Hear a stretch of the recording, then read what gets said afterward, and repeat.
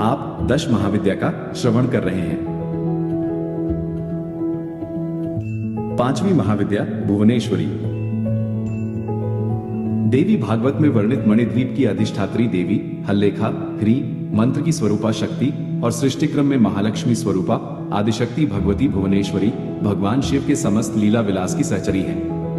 जगदम्बा भुवनेश्वरी का स्वरूप सौम्य और अंग कांति अरुण है।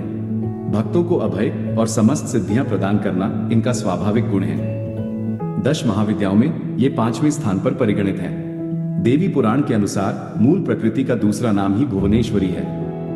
ईश्वर रात्रि में जब ईश्वर के जगद्रूप व्यवहार का लोप हो जाता है, उस समय केवल ब्रह्म अपनी अव्यक्त प्रकृति के साथ शेष रहता है। तब ईश्वर रात्रि की अधिष्ठात्री देवी भुवनेश्वरी कहलाती है। अंकुश और पाश इनके मुख्य आयुध हैं। अंकुश नियंत्रण का प्रतीक है और पाश राग अथवा आसक्ति का प्रतीक है। इस प्रकार सर्वरूपा मूल प्रकृति ही भुवनेश्वरी है, जो विश्व को वमन करने के कारण वामा शिवमयी होने से ज्येष्ठा तथा कर्म नियंत्रण फलदान और जीवों को दंडित करने के कारण रौद्री कही जाती है। भगवान शिव का वाम भाग ही भुवनेश्वरी कहलाता है। भुवनेश्वरी के संग से ही भुवनेश्वर सदाशिव को सर्वेश होने की योग्यता प्राप्त होती है।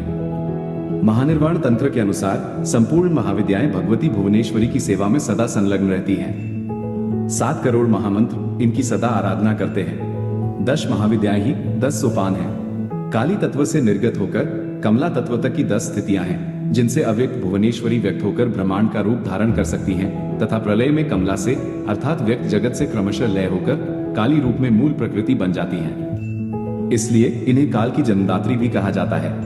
दुर्गा सप्तशती के 11वें अध्याय के मंगलाचरण में भी कहा गया है कि मैं भुवनेश्वरी देवी का ध्यान करता हूँ। उनके श्री अंगों की शोभा प्रातः काल के सूर्य देव के समान अरुणाभ है।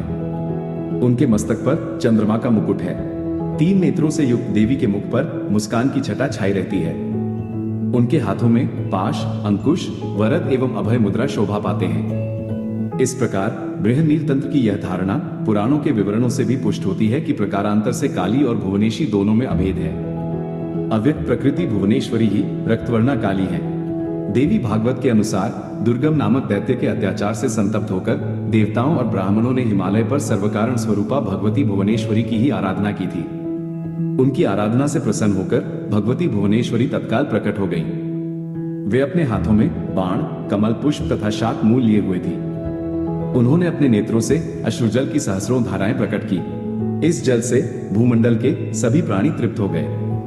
समुद्रों तथा सरिताओं में अगाध जल भर गया और समस्त औषधियां सिंच गईं। अपने हाथ में लिए गए शाकों और फल मूल से प्राणियों का पोषण करने के कारण भगवती भुवनेश्वरी ही शताक्षी तथा शाकंभरी नाम से विख्यात हुई। इन्होंने ही दुर्गमासुर को युद्ध में मारकर उसके द्वारा अपहृत वेदों को देवताओं को पुनः सौंपा था। उसके बाद भगवती भुवनेश्वरी का एक नाम दुर्गा प्रसिद्ध हुआ। भगवती भुवनेश्वरी की उपासना पुत्र प्राप्ति के लिए विशेष फलप्रदा है। रुद्रयामल में इनका कवच, नील सरस्वती तंत्र में इनका हृदय तथा महातंत्रार्णव में इनका सहस्रनाम संकलित है।